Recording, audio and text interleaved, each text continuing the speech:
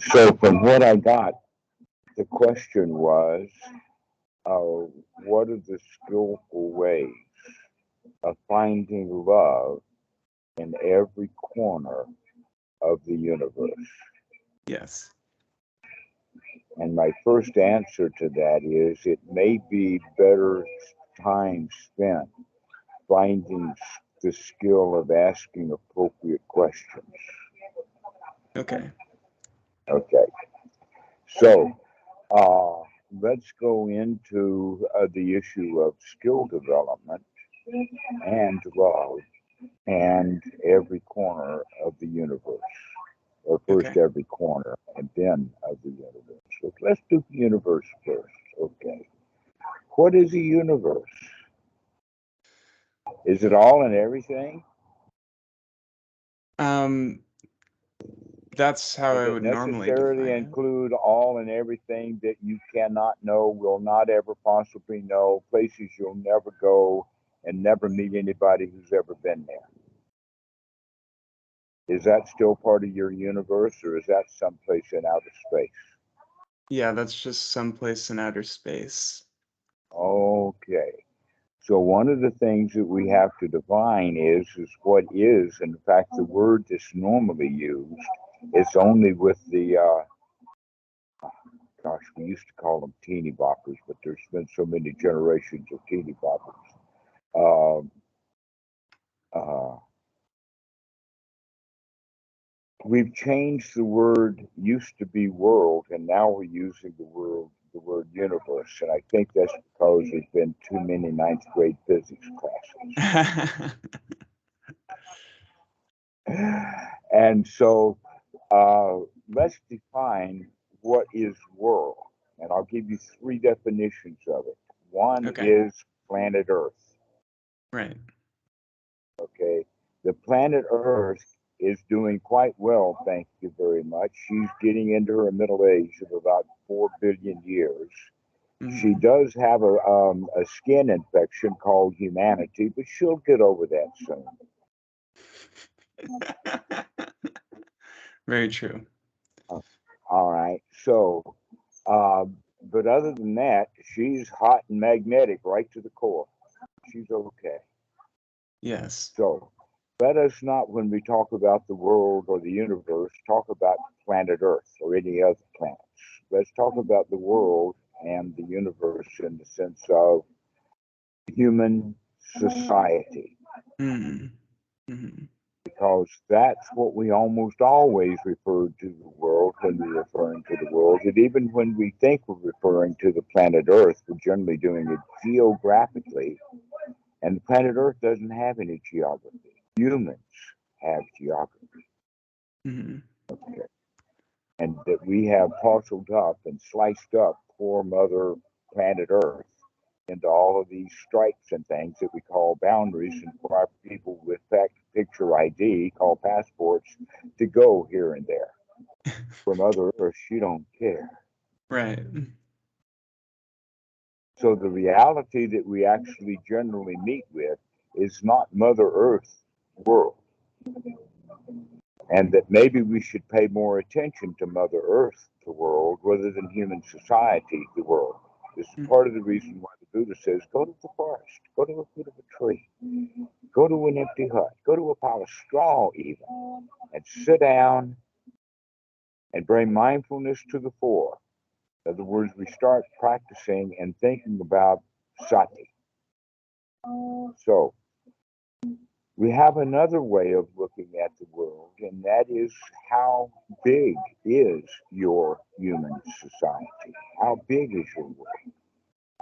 Because the reality is that there's actually two worlds. One is that which is within your view, within your senses, something that you can pin down, your vicinity, your territory, your world.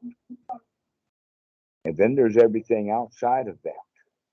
There's Timbuktu and Quebec and Right. North Poles and all kinds of human societies, locations of all the carvings that they've done on poor planet Earth.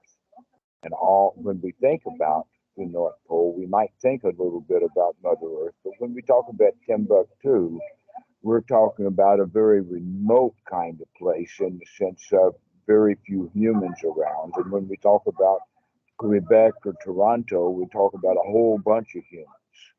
Okay. And so, again, we need to figure out or separate the distinction between what is um, planet Earth itself, what is human society, and what is the human society that contacts you. Your world is your world. Right. Okay. That your world that has a North Pole is merely a concept because you've never been there. Only a thought that you've got. Okay. And we have to understand then that that world is mentally constructed. It's not a real world. Timbuktu is not a real world until you've been there. And until you've been there, you're in this world. And so um, we have to start paying attention to what is world, what is universe, so that we can remember that much of it is just mentally constructed. My idea about what human society is not human society. The Tao that can be said is not the Tao. And the world that you live in that is present to you with the air that you're breathing and the smells that you're smelling and the visuals that you're having and the sitting in the chair and your body postures and all of that is the only world that's real that you've got. And everything outside those walls is only between your ears. It's not really outside the walls until you go out there. Okay. This is an important concept that we have to keep track of when we talk about may all the world be happy. How much of the damn thing do you want to be happy after all?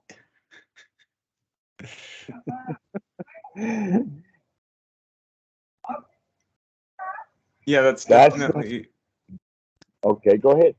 Oh, I was just gonna say that's definitely a stumbling block. Precisely. Precisely so. So, in fact, getting to the corners, maybe then these corners, just like much of the world that we thought was the world is in the mind, maybe we need to start investigating some of the corners of the mind where we can find the love there. Okay, so I tricked you into talking about Anapanasati. Let's do it. All right, so that's the whole point is that we are normally critical. Critical in the sense of choosing yes over no, or this is good and this is bad. In fact, I'd like to introduce to you a different kind of world than we've been talking about, and yet it's exactly that. And that is the paradise that Adam and Eve found themselves in. And then they, let us say, left the paradise. Do you know the story of the causation of them leaving their paradise? They were banished for eating the fruit from the tree of knowledge.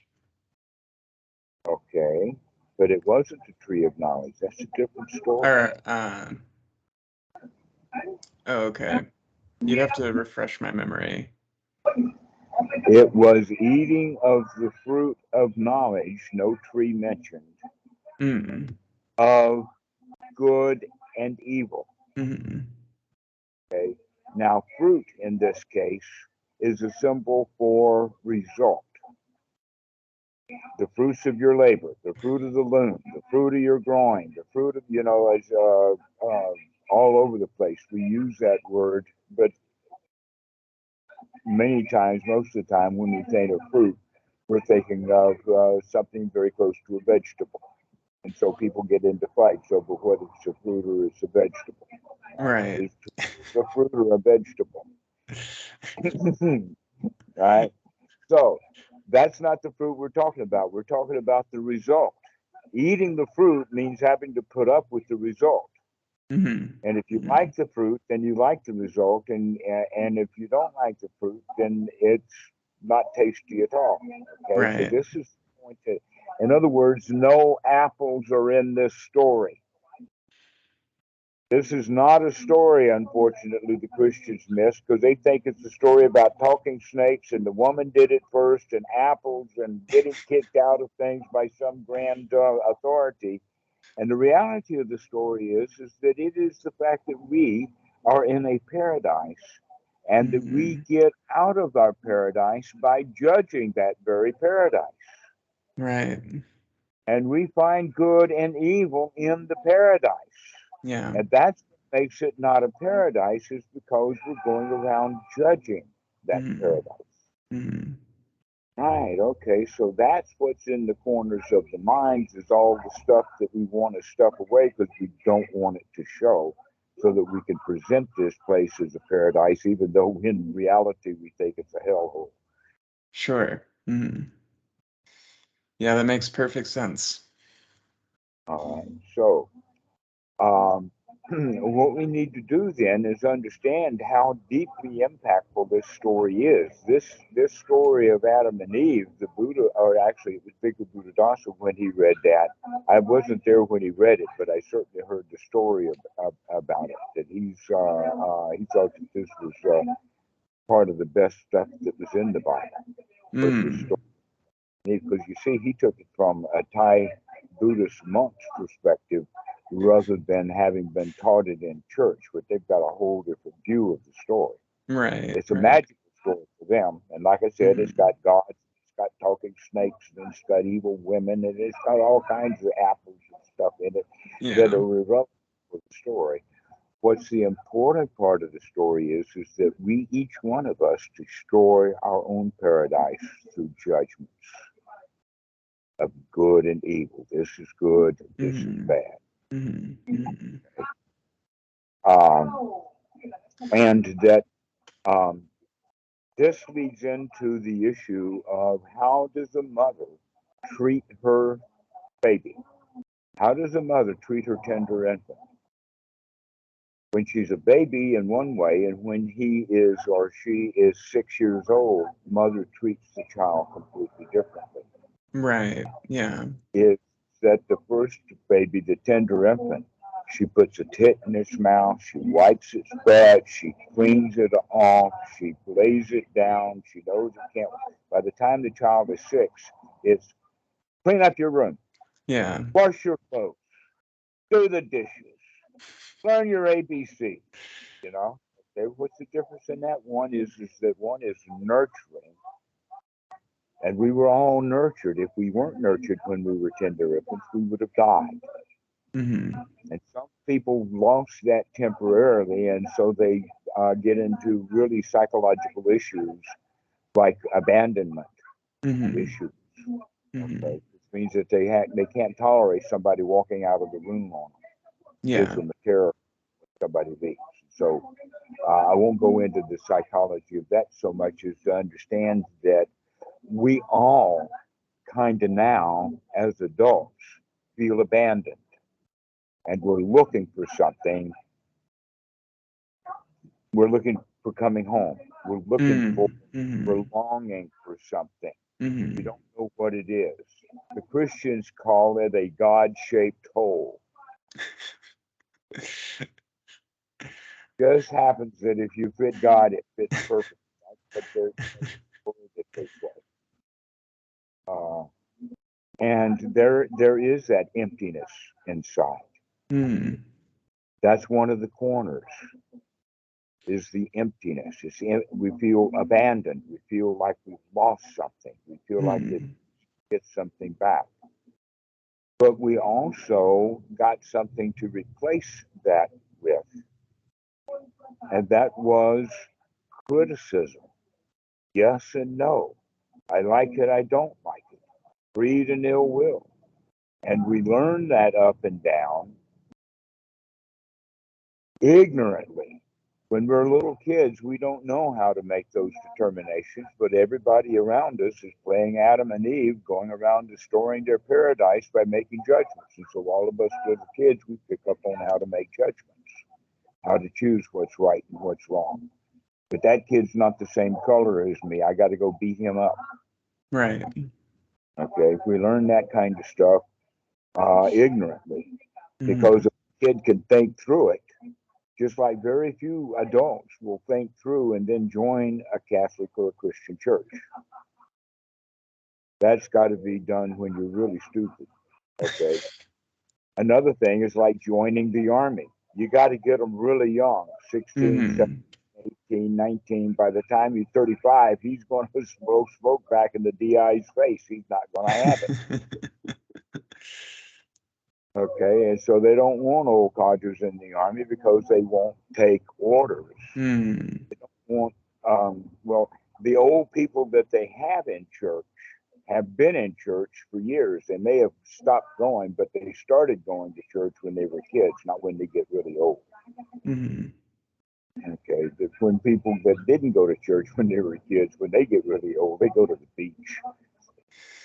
Yeah. I'm I'm curious, like, how do you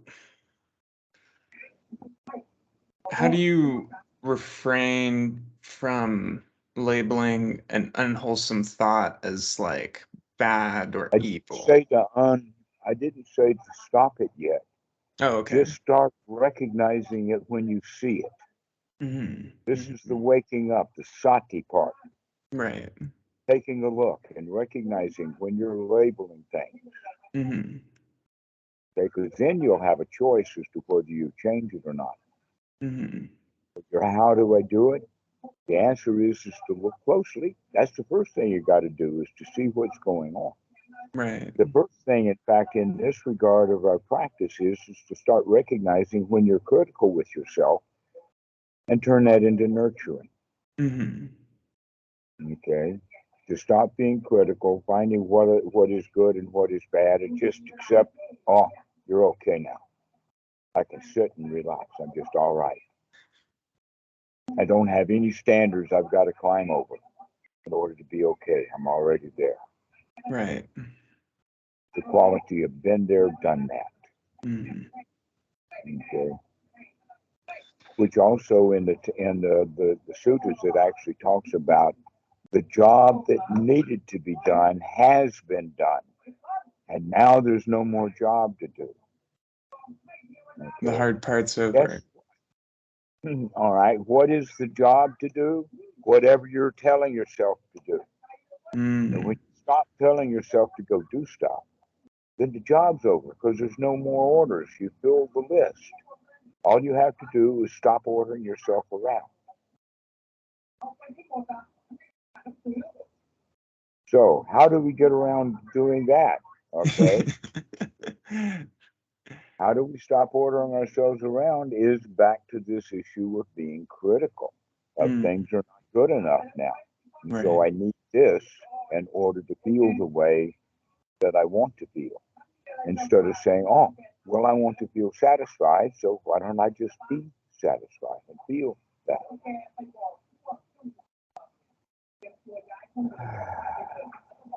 So that in fact helps us get back into paradise is because we start accepting and nurturing.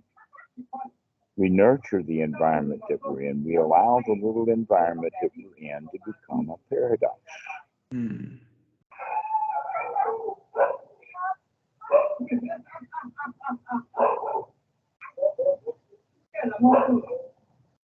One that nurtures, one that cares for you. Okay. Allow yourself to become a little child again, just being nurtured by the paradise that are your surroundings. You get all the air you need to breathe right now. There it is. All you have to do is take the next breath. But do it wisely, Mm. which is valuable. Yeah. This next breath keeps you alive. Okay. So here we're talking about nurturing, and you first started talking about love. Mm. Generally resist talking about love because it's such a loaded word in our Right. vocabulary society. It's got so Mm. it's got all kinds of business, sexual, religious connotations. It's just all over the map. Mm. But we can actually use the word nurturing instead because that's Mm. quality to it. And both critical and nurturing have to do with the parent. The Mm. parent ego state that we have, each one of us, either has it's the stick or the carrot. What are you going to do? Are you going to keep using the stick, or are you going to use the carrot? Or are you going to stop with the stick and the carrot stuff and give yourself a hug instead? Right. Mm. That's where we're coming to is that these corners of the mind that we need to investigate are starved for affection. Mm. Yeah. We need to affect ourselves with affection by nurturing ourselves, allowing yourself to feel like you're okay finally, that Yeah. you're all right, you're good enough. Okay? That in fact, what we're doing is bringing the transition from being a victim, because if you go back to the Adam and Eve story, they were victimized by being thrown out of the paradise. Mm. Okay? They became victim of a big bad bully man. I don't know who it was that they blamed all of that on, but never met the dude either. But the fact is that it was they who destroyed their own paradise by judging it. Mm-hmm. And so Saying we that I can wasn't good create enough. the place that we're in, the hellhole that we're in, is by nurturing our mind, and nurturing our paradise that we live in. Stop judging things, stop being critical, and start allowing everything as it actually is, which is just that. Ta ta ta, just this. Okay. Including that whole inside that we used to call abandonment. Mm-hmm. Now we can call it the empty part, the empty core. Right? And recognize, yeah, it's there. And we can deal with it very happily if we know how. Mm-hmm. But you see, what happens is that all kinds of people throw all kinds of things in that hole, thinking, I mean, I go You buy can fill it secondhand, up. Mercedes, Right. yeah, trophy wives, big mansions, all kinds of things that will throw in Mm-hmm. that hole trying to fill it up. Yeah. But recognize that, oh, why don't we leave the darn thing empty? It's a cathedral after all. Mm-hmm. Mm-hmm. And it's best left empty Yes. and spick and span. And so we stop trying to fill that hole and recognize that everything is already okay the way that it is. Okay. Another way of saying it is learning to make friends with ourselves. And this practice of anapanasati is to that end, to become friends with yourself, to be unified and whole. Imagine that there were four brothers who traveled together. Okay. Whenever they need to be together, they're together. But when they're sitting around the campfire, they wind up competing with each other. Okay. Mm. Now, if you'll think about it, this is what Arabs are known to be. That so long as they've got an outside enemy, they're unified. But as soon as they don't have an outside enemy, they're at war with each other and within the tribal groups. Mm. Right? Guess what? Humans are like that right down to the individual own's mind. That so long as you've got something that you're interested and curious in, you've got a war to fight, you're in it. But when you've got no war to fight, the warriors start ganging up on each other Yeah. on the inside of the mind. Okay, this is where the Mm. criticism comes in again. If we become critical of ourselves, just like four brothers walking together, when they've got something to do, they're all together. But when they're sitting around the campfire, they're criticizing each other. Mm. Yeah. Okay, so What we need to do is to start seeing this criticism. Now, Eric Berne talks about it. In fact, I've been walking and talking around this whole idea of a parent ego state. The Buddha refers to it as sila bhasa paramasa, that we have attachments to the way things are supposed to be. Mm-hmm. Attachments to rights, rules, rituals, laws, procedures, social conventions, even how to say hello. We have meeting Yeah. rituals and we have parting rituals and we Mm-hmm. have when you've got a guest, you've got to give him some water rituals, or you've Right. got to feed him if he stays longer rituals. And we have coffin rituals. You can't bury somebody in the dirt without a coffin, you know. So at least wrap up the body with cloth. Nobody thinks about selling him to Hardee's.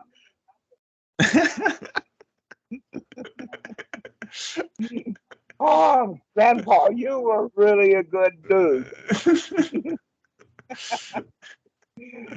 Why? Because of our social conventions, Right. Mm-hmm. right? So look at how broad they go.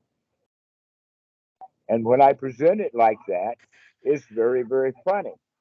But Right. when we talk about, say, the Donovan incident that happened in the Sierra Nevadas in the 1890s, maybe you know about the story or maybe not, but it's and cannibals are supposed to be really, really evil. That's a taboo, a big Mm. no-no, a great big rule that humans have made, when maybe it was a big deal.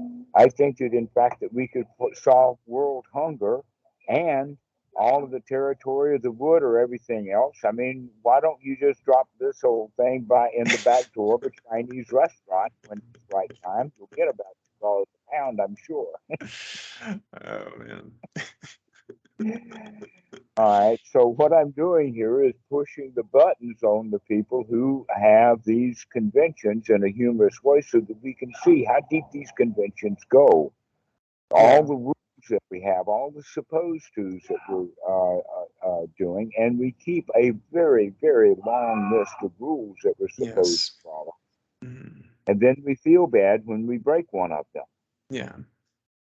Okay, so this is basically that war that we were talking about. If there's somebody out there shouting a bunch of rules and somebody else there rebelling against those rules, and once he rebels against the rules, then he feels guilty or he becomes a big rebel, and there's a war inside. Mm-hmm. Just like little Johnny rebels against his mother, even though he goes and does what she tells him to do, he don't like it. Right.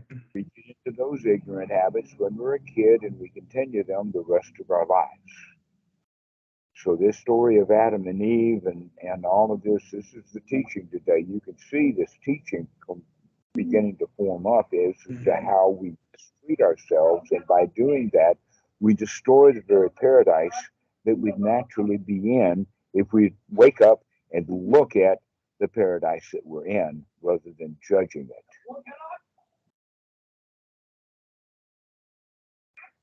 That we don't need to be an activist out there over global warming. What Right. we need to be Mm-hmm. an activist to put out the fires in our own mind, Mm-hmm. to cool off, to chill out, to let Mm-hmm. everything be good on the inside. Mm-hmm. And so when we get the cobwebs out of the corners of our mind, get everything spick and span, we recognize that we've got a cathedral here. Right. Yeah, we've got a holy temple, a holy shrine, a kingdom of God, in fact, Jesus talks about. And we thought that it was an empty hole that needed to be filled in with something. Mm. Right. Right. Yeah, okay. So, in fact, we've got now a feeling of expansion, a feeling of wonder, a feeling of being in a paradise. And if you go around in that state of mind, in that state of being, it will rub off on all of those others who are in their own personal hellhole. That you don't, that compassion is not dropping your paradise and joining their hellhole. Right. Yeah. Okay, and yet that's what compassion normally is. Mm-hmm. It's almost like the doctors have to catch the illness that the patient's got. Or another example is if you have a friend on a big fishing boat and you're standing there together and your friend goes over the side, are you going to go jump over the side too? No. No, okay. Well, when somebody's having a pity party, are you going to join that? You're going to jump over the side of your paradise vessel and jump into the deep? That's what we're supposed to do. Right. Pity, Yeah. misery loves company. Yeah. So there's a new way then of handling it, and that is to keep your paradise, keep your joy, and throw them a life preserver. And if Mm-hmm. they can get a hold of a little bit of Dhamma, you can reel them in. But some people are just not going to do it, just like in the situation with the doctor. That a doctor, no matter how good a doctor he is, no matter how many diseases he catches and cures, every patient he had ever dies. Some of them before him and some of them after. But every patient dies. And that's pretty heavy duty for a good doctor Mm-hmm.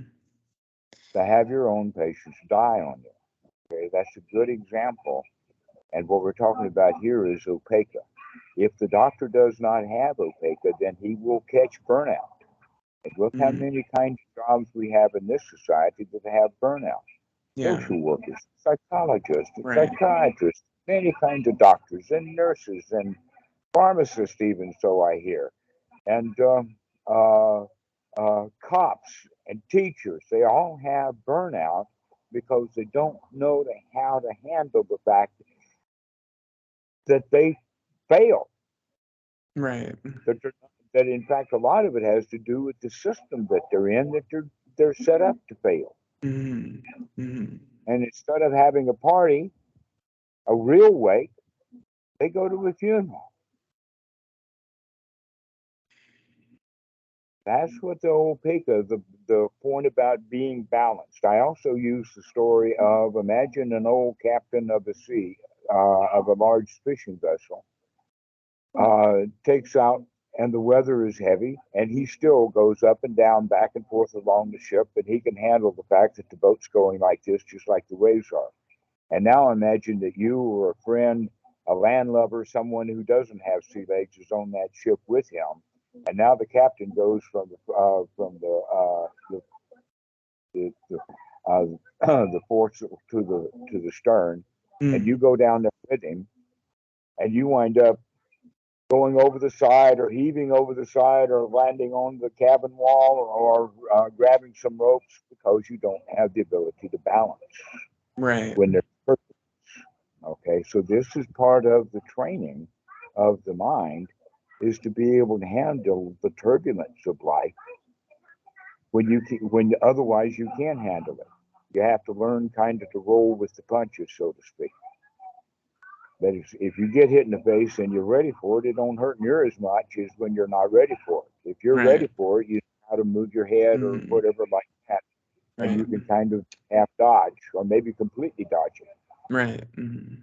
But if you don't have the skill of dodge, of being able to get out of the way, so look at all the skills now that we're talking about just in that Yeah. one phrase in the beginning that you were talking about. Right. Yeah. Mm. What are the skills? Yeah. A lot of skills. Yeah. Yeah, so there's a lot of skills, and one of the Mm. skills is learning to see how things are happening, see it coming, and get out of the way so that you don't get hit with it.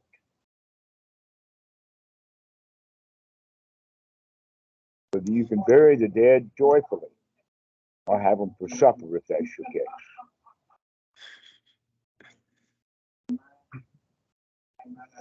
And you know that story, and that is that when they don't present you a menu, you are the menu.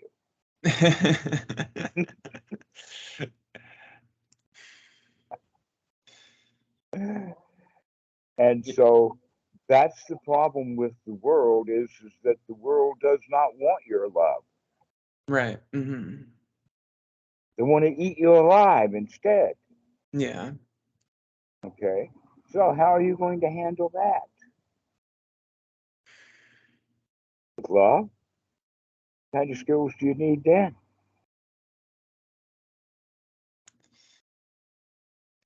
Bon appetit. Bye bye. Right.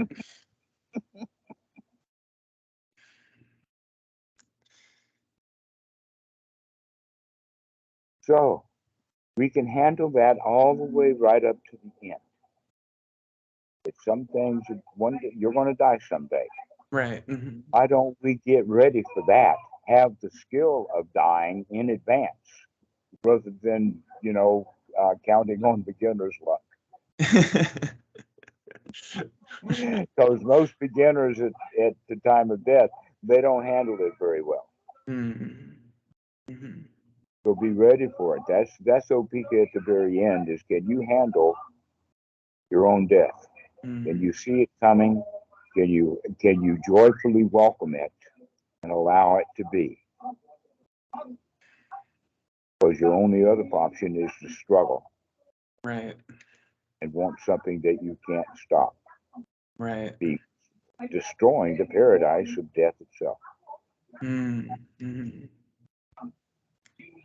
So we've covered quite a bit of territory in this, in Yes. of that one thing of defining what is your universe, what Right. is your reality, Mm-hmm. what's Mm-hmm. in the mind. Okay, so Mm-hmm. that we can begin to operate on. Then we can work with the concept of learning when we're making judgments so that we can begin to put a stop to that. When are we especially being critical of ourselves so that we can start nurturing ourselves instead. That this is a primary aspect of anapanasati, is to come out of those unwholesome thoughts and start giving yourself some wholesome thoughts. Okay. And over and over and over again. Wow, this is so nice. Got no place to go and nothing to do. Wow, I hope that bell don't ring. Yeah, exactly. Yeah. Mm-hmm. Except that I don't care whether the bell rings or not. I don't have to get up because the bell rang. That's just a stupid rule. You're supposed to get up when the bell rings. Right. Yeah.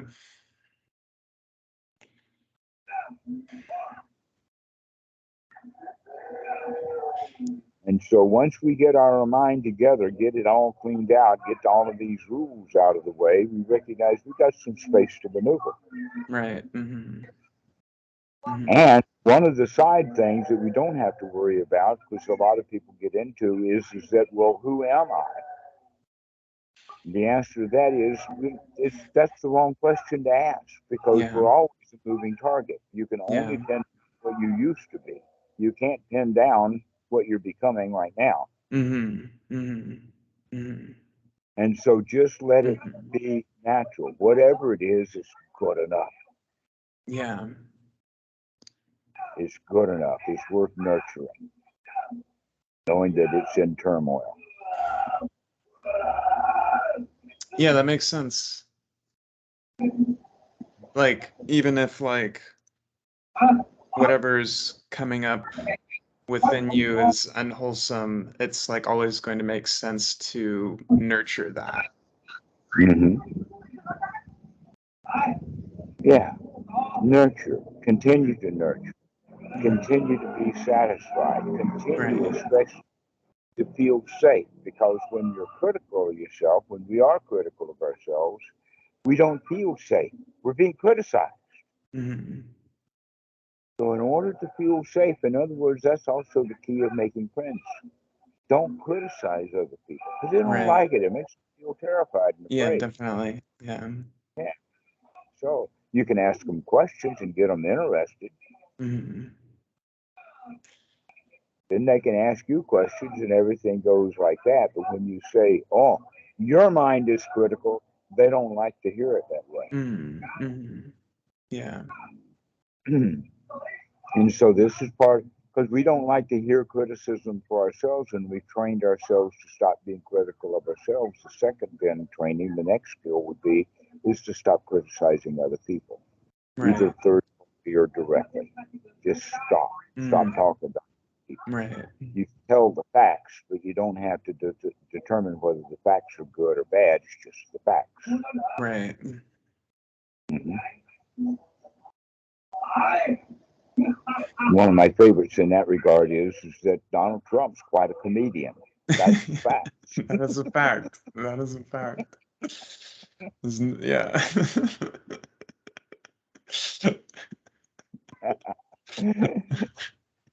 And then that leaves other people to figure out, do you want a comedian for your president? Hmm. Hmm. Mhm. So we can then take that into understanding that making friends on the inside is actually the same skill kind or skill set. It's like the difference between working with wood versus working with marble. Hmm. And it's easier to work with something that's uh, easy to work with rather than stone. It's easier to carve than wood. Right. Okay, so get the own wooden noggin all carved up correctly, and that'll help you develop the skills so that you can go out there and start chiseling on marble, the Right. world, Hmm. whatever you're Hmm. doing. And so the trick then is that can you, in fact, enjoy what you're doing? Yeah. Because you're not enjoying writing that email, if you're not enjoying the meeting, then go get your mind straightened out. Is whether it would be better to have your mind in a good state than doing something that you're not enjoying. So go get your mind in a good state and then come back and do what it was and bring your joy with you. Hmm. So you wind up being joyful about whatever you're doing. They've got it backwards in our culture when they talk Right. about go find a job you learn to do. Yeah. Show up to work on time. Right. Okay. And the other way to do it is say, man, love the one you're with. Hmm. I think that's a song someplace. Love the one you're with. Yeah. Hmm. That's the way of learning to. Can we learn to love the one we're with? Well, yes, we got the skills because we just learned to love the one we hated the most, ourselves. Hmm. Hmm. One that we have been the most critical of our whole lives. We've Yeah. learned not to be critical of him. We can learn to not be critical of this hard piece of blockhead.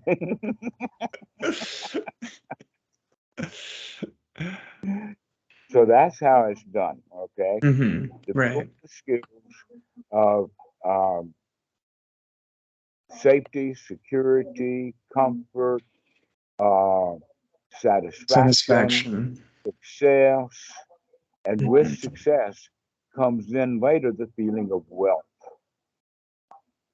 So that you feel wealthy, that you've got plenty, that everything is overflowing. Then you can truly be generous because Right. you've got more than you need. I've got more Dhamma than I need. Here, I have some. Yeah. Thank I you. made too much supper tonight. Will you come enjoy? Hmm. And so that would be the final part, is how to learn to deal with the world would be by learning to be completely generous. Hmm. Hmm. Hmm. So did we cover all the corners of this little universe? I think we absolutely did. Thank you so much, Dhammarato. Well, I appreciate the opportunity to phrase it in this way. Yeah. So go practice well, my friend. Go get the cobwebs cleaned out. Go find that cathedral of paradise within yourself. Go nurture yourself into it. I will. Thank you very much.